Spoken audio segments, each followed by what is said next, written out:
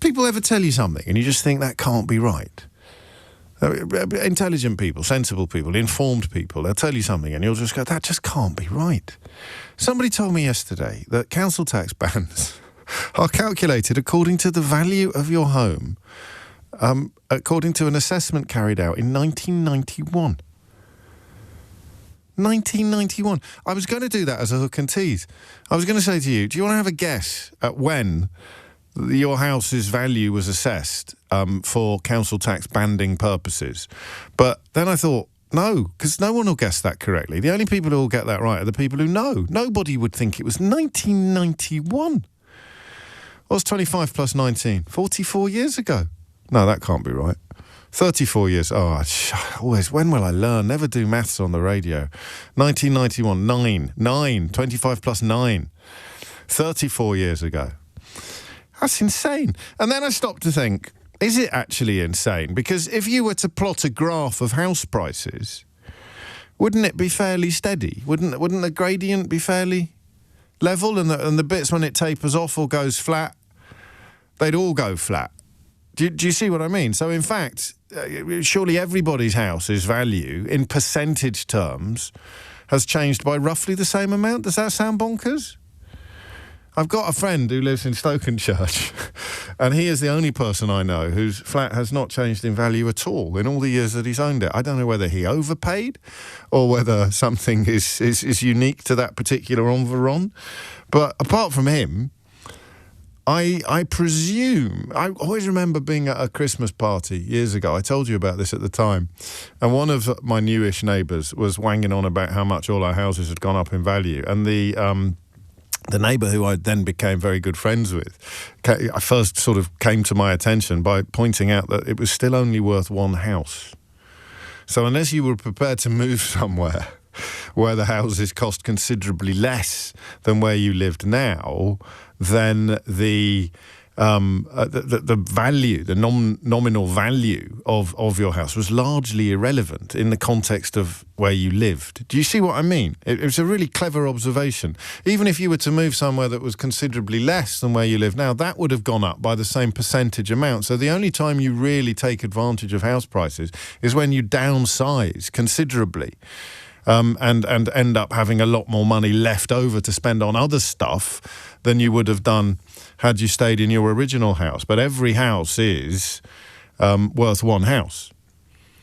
Would you like to hear Sir Martin of Lewis? Has Martin been knighted yet? Is anyone keeping an eye on this? We should do that. Gong Watch. Should we introduce Gong Watch for Martin? Why does Martin Lewis not have a knighthood? Has anyone done more for the general public in this country than Martin Lewis? I listen, full disclosure, I declare an interest. There's a pal of mine, we were on the same, defeated. University Challenge team, celebrity, they don't call it celebrity, you can see why if I was on it. But the same sort of grown-up University Challenge team. But even if I didn't know him personally, I'd be the president of his fan club. Lad's a genius. Everything he touches is just right. It's probably made you more money than Rachel Reeves ever has in the context of following his advice. But he's pretty good on this, as he is good on everything. It's not just me who thinks it's bonkers.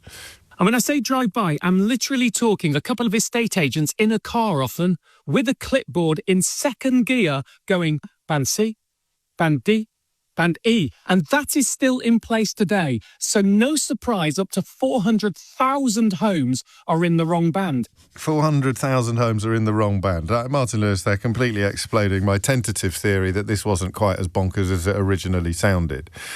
Listen, what if you put a swimming pool in the basement in the ensuing 34 years? What if you've built an extension that's bigger than the original house? What if you've put one of those super basements in that used to be all the rage about 5 or 10 years ago? Everywhere you went in parts of London, there'd be like diggers. Do you remember the myth about how if you dug a basement under your house, it was impossible to get it out again? So parts of Mayfair were full of basements that actually had full JCBs interred beneath the bottom of the ground floor. Apparently an urban myth, but I digress. How are they going to do it if they bring this thing in tomorrow? They're going to do it, presumably, according to a system that is 34 years old and contains at least, well, not far shy of 500,000 mistakes. If you find yourself in Band G or Band H, then you are potentially going to get hit, only if it's worth over a certain amount. So if you're Band G or Band H in Cleethorpes, and I'm only picking Cleethorpes because that's where Ron lives, you're unlikely to qualify for the mansion tax. But if you're in do you see what I mean? I mean, it's going to be an absolute nightmare to simply police it, to do the logistics of it. In fact, one front page today says mansion tax will cause Labour a world of trouble in budget, warns top economist. And it's a proper top economist. It's the former head of the Institute of Fiscal Studies. It's not one of the weirdos they used to wheel out and describe as a top economist when they were struggling to find anybody to tell you that Brexit was going to be good for our economy. About 100,000 households living in homes worth more than 2 million, will face an extra bill of £4,500. Accountants have cast doubt on whether the move will ever raise the 400 million quid that the Chancellor is hoping for. Paul Johnson says the council tax system needs a complete overhaul. A majority of Britons fear that the cost of living crisis may never end. That's a slightly different story, but it's on the same front page. And I mean, can you really, if you're living in a £2 million house or plus, can you really object to finding £4,500 a year to pay towards the general good, to pay towards the general population? And that's really the phone-in that I want to have today. Yesterday's was really interesting. Thanks to you, not me. I didn't do anything very special or intelligent, but yesterday's was... We went off on a bit of an odd tangent because the first caller was very, very, very much in favour of abolishing the state pension for people who've got a few quid, means testing it at root. But that wasn't really the phone-in that I wanted to have. I wanted to have a slightly broader, more nuanced conversation about whether or not we do need to bite the bullet of being over-generous to some old-age pensioners in this country. And there was a broad consensus that we do, although obviously the not well-off pensioners had absolutely nothing to fear from those proposals. Today, the simple idea that anybody living in a home worth more than £2 million will face an extra bill of £4,500 on average. So I guess it will be tapered. The more it is that your house is worth, the more you may have to pay. I can't quite see, unless we are disputing the basic premise of necessity. All of these phone-ins, all of these conversations, all of this pre-budget pontification hinges upon the presumption that everybody agrees we've got to raise some more money. And you're not going to be able to raise it, as that Richard Tice chap seems to think, by going after children who wear ear defenders in class because of their autism or their special educational needs. You are not going to be able to raise this money by stopping people on Motability putting their allowances towards a fancy car. More on that later, because it looks like that's going to be outlawed anyway. You are not going to be able to plug the fiscal holes in our country, in our economy, by going after people who are already at the bottom of the economic pile by dint of being unemployed or on welfare or both. So where are you going to get the money from? The left-wing populist steps forward at this point and starts shouting wealth tax, which is not an answer to the question that is being asked. There is room for it. But what is a mansion tax if not a wealth tax? Problems I can see immediately. My home may be worth more than £2 million, but actually most of that is a mortgage. So is that fair?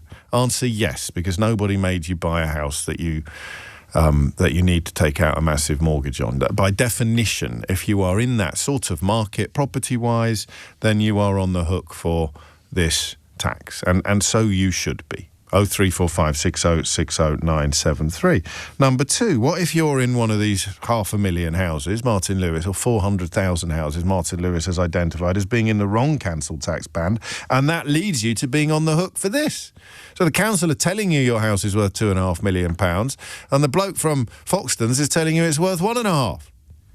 Or other estate agents are, of course, available. So problem number one, mortgages.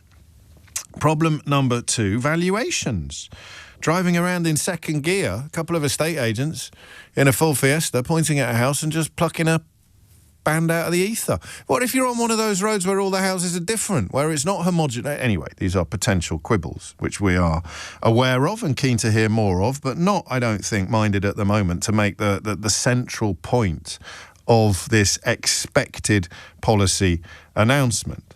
I also wonder whether today is the day to dig into what Paul Johnson has said and look at the difficulties of the detail, the difficulties of delivering it, because I think that I find myself leaning more today towards the moral of the story, And the moral of the story here is we have to identify people who can both afford and be compelled to pay a bit more tax. I'm going to say that again because it seems to me to cut to the very heart of absolutely everything that we converse about in these moments. We have to identify the people at the moment, unless you honestly think that you can solve a 20 or a 30 billion pound black hole by taking ear defenders away from autistic children.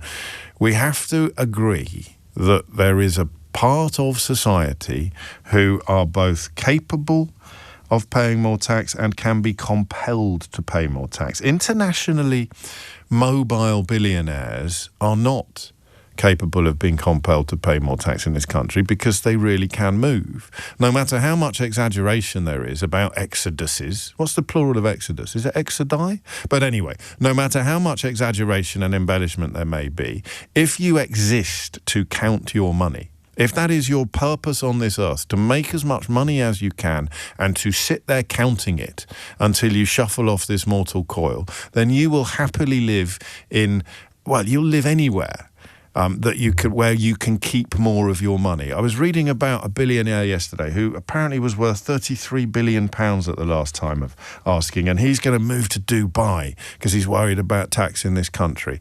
And I thought, mate, what is the point of being alive if you've got 33 billion pounds in the bank and you're going to uproot your life and your family because you might have a bit less than that next year than you would have if you lived somewhere else? At what point do you sit down, look yourself in the mirror and say, yeah, I'm going to make my decisions based on what I like and what I love? And then the reflection looks back at you and says, you only like and love money, boss. You don't like and love anyone else. You don't like and love the people that you spend time with in the country where you live. You don't like and love the country where you live. You don't like and love the traditions of the country where you've made your home. You don't like and love the population of the country where you've made your home. You don't like and love the values of the country where you've made your home. The only thing you like and love is money. So off you go. Seriously, hop on your private jet and fly to Dubai, where you can live under Sharia law while reading on the Daily Mail website about how awful it would be to live under Sharia law. Or racist lies on Twitter about Sadiq Khan trying to win. No, I tell a lie. That's Shakira law, of course. So we have to somehow, however unjust it may feel, there is a cohort of people that we have to exclude from this conversation because of the two C's. You'd be tempted to chalk it up as the three C's, but this is a family programme. The two C's, people who are capable and can be compelled to pay more tax. In this case, an average of £4,500 a year, on average, for people whose homes are worth more than $2 million. For the avoidance of doubt, I will almost certainly be on the hook for this. I will almost certainly be on the hook for this. It is to me, an entirely reasonable regulation or requirement for people who live in the most expensive properties in the country. The problem with living in the southeast is that, you know, there are streets. My old house I don't know that my old house would have quite qualified for this, but if I'd lived in a slightly smarter part of London, then my I don't want to say very ordinary, but my unremarkable Victorian terrace would have been worth more than £2 million. But that means my salary was up to the job of paying for my unremarkable Victorian terrace, and location being the mantra of our age. We chose to live in an area that we could afford. We chose to live pretty much at the extent of what we could afford, like most people do. And I can't quite see how, if you accept the two C's, you are capable of paying a little bit more tax and you can be compelled to do so, which horribly does exclude people who don't love anything except money. They will not stay in a country where they're going to be worth £31 billion next year instead of £31.5 billion or £31.25 billion or £31.1 billion. You think about the interest on that sort of assets, and tax is going to... Anyway, I digress. If you can pay it and you can be compelled to pay it, who's going to tell me that this is unfair? You are allowed to tell me that it's fair, but obviously your position is massively strengthened if you are going to be on the hook for it yourself. I refuse to accept. Look, I haven't got $4,500 in my pocket, okay? But I refuse to accept that if you're living in a house worth more than £2 million, you can't find $4,500 a year, or you can't sign up quite happily to a scheme that says when this house next goes on the market, there will be a charge on it. So if it goes on the market in 10 years' time, you've got over £2 million coming across the counter, 45 grand goes to the Treasury out of over 2 million. I don't accept it.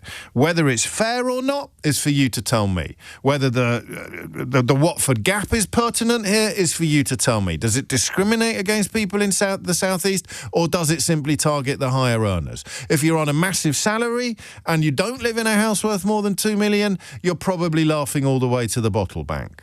But that's not how politics or economics works. It is essentially utilitarian, for the greater good. And sometimes that means a small number of people shoulder a bigger burden by dint of their personal circumstances in order to improve the existences of the overall population.